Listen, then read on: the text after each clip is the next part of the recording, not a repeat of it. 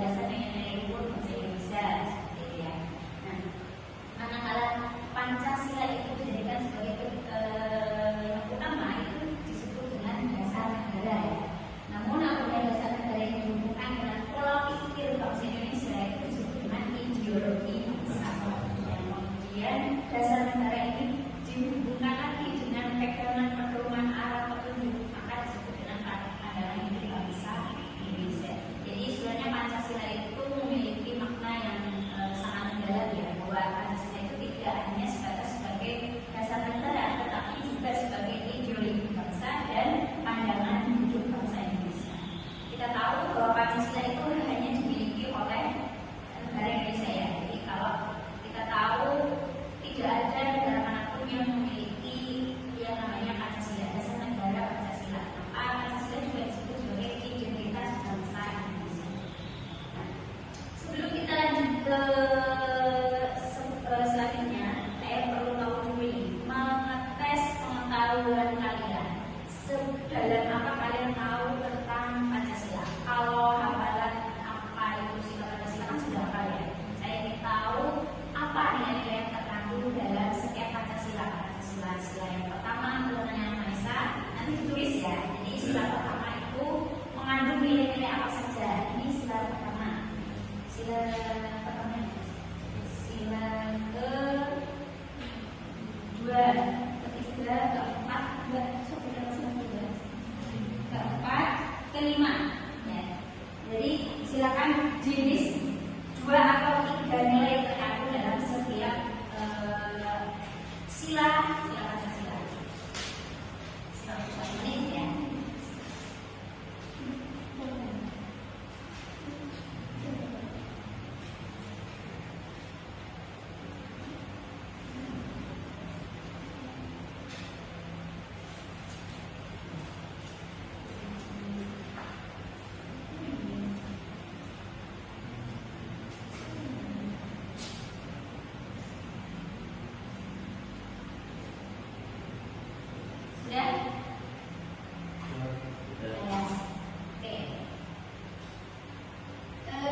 Sila yang pertama juga Mas, apa ya terkandung dalam nilai-nilai sila Pancasila? Menghormati dan bertoleransi antar umat beragama. Menghormati dan bertoleransi, ya. Tidak memaksakan agama atau kepercayaan terhadap siapapun. Ya, tidak memaksakan, ya.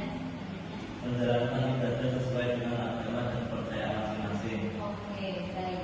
Ya, jadi sila pertama ketuhanan yang Maha Esa tidak serta-merta hanya kita memaknai bahwa kita punya Tuhan, kita meyakini bahwa Allah itu Tuhan kita sebagai agama Muslim, ya. Tetapi kita juga harus tahu bahwa di negara Indonesia itu ada. Ya.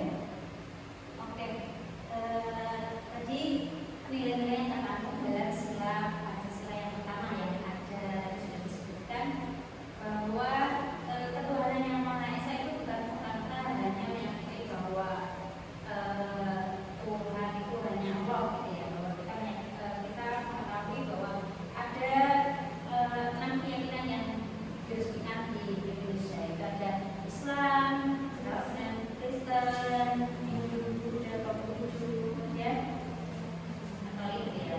Nah, maka kita harus meyakini bahwa kita hidup di atas keberagaman, terutama keragaman agama. Kemudian sila yang kedua ada keadilan sosial, kemanusiaan yang adil dan beradab. Apa nilai yang terkandung dalamnya?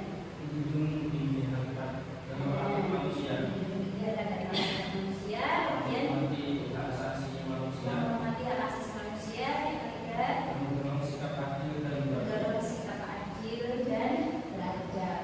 Ya, bahwa kita harus terus menjunjung tinggi keadilan dan keberadaban, di mana kita sudah diajarkan tentang etika moral ya sebelum desa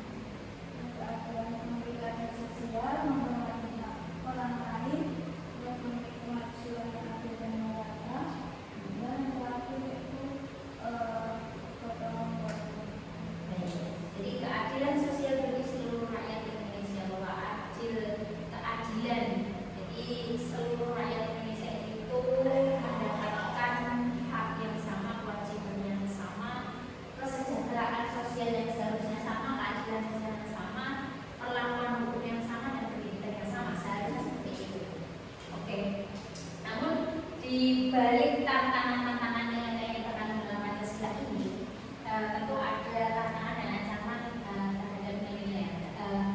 Utamanya kita dihadapkan pada kecanggihan teknologi atau merebaknya pesatnya perkembangan teknologi gitu ya, globalisasi ya. Jadi kalau kita tidak pintar-pintar menyaring informasi, maka tantangan dan ancaman terhadap nilai-nilai Pancasila ini pasti akan terus dan hilang gitu ya. Nah, sebenarnya apa sih tantangan dan ancaman dari nilai-nilai Pancasila ini? Yang pertama adalah radikalisme. Radikalisme itu apa? Radikalisme itu apa sih? Kira-kira ya yang bertentangan dengan ideologi Pancasila tentunya ya, dimana dia selalu mengedepankan sikap frontal, ya, sikap perpecahan atau mungkin memecah belah antar golongan gitu ya. Kemudian ada sifat individualisme. Nah, inilah yang tidak boleh diterapkan oleh kalangan mahasiswa ya. Kalau urusan saya sudah selesai, ya terserah urusan kalian bagaimana. Seperti itu ada saatnya seperti itu, tetapi ada saatnya tidak seperti itu. Kalau memang semuanya itu bisa ditolak secara bersama-sama, kerjasama ya dilakukan bersama-sama. Kemudian yang terakhir adalah disinformasi. Nah, ini semuanya memegang HP ya. Jadi semua memegang HP, semua bisa mengakses internet dimanapun sambil tidur, sambil makan dan sebagainya. Tetapi harus tetap diingat bahwa informasi yang kita terima itu tidak selalu mengandung kebenaran yang mutlak. Maka ketika kalian ingin membagikan informasi, silakan konfirmasi dulu informasi ini benar atau tidak, informasi ini layak dibagikan atau tidak. Kalau memang tidak layak dibagikan, cukup berhenti di kalian. Nah, maka itu akan mengurangi disinformasi atau penyebaran isu-isu hoax gitu ya. Nah, selanjutnya bagaimana sih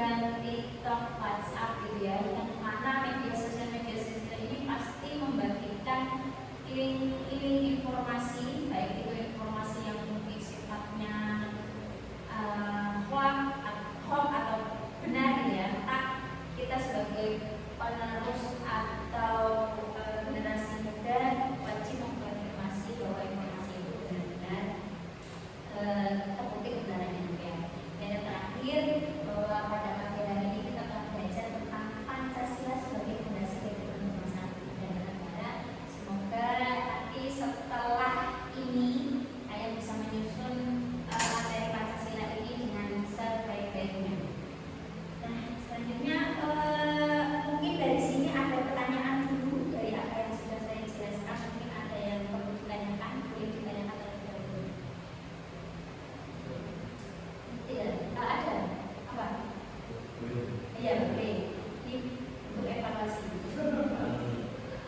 Pancasila itu kan ketuhanan yang Maha Esa. Jadi setiap warga negara itu wajib memiliki agama. Oke, siap. Jadi ketuhanan yang Maha Esa. Apakah setiap warga negara itu wajib memiliki agama? Oh juga. Ada nggak sih orang yang tidak memiliki agama? Ada ya. Sebetulnya itu ateis. Jadi kita juga harus kembali lagi kepada nilai-nilai keberagaman ya, bahwa seseorang itu diberikan haknya. Haknya adalah hak untuk memeluk agama. Maka ketika dia memilih untuk tidak memeluk agama, ya sudah menjadi hak asasinya mereka. Kita tidak boleh kemudian memaksakan kamu harus berkeyakinan atau kamu harus memiliki satu agama. Nah, agama apa yang harus saya punya? Ya, saya nggak mau beragama, atau saya mungkin inginnya ateis gitu ya. Jadi ya kita tidak perlu memaksakan bahwa seorang itu harus beragama. Apalagi sampai memaksakan kamu harus beragama Islam gitu ya. Jadi kalau pertanyaan tadi apakah seseorang itu harus diwajibkan beragama, kembali lagi bahwa kita hidup di atas keberagaman dan memeluk agama adalah hak asasi bagi setiap manusia. Kita kembalikan lagi ke sila yang kedua ya. Ya, sila kedua, keadilan, kemanusiaan yang adil dan beradab, bahwa hak asasi manusia itu harus perlu kita hormati. Maka ketika seseorang itu memilih untuk tidak memeluk agama, ya sudah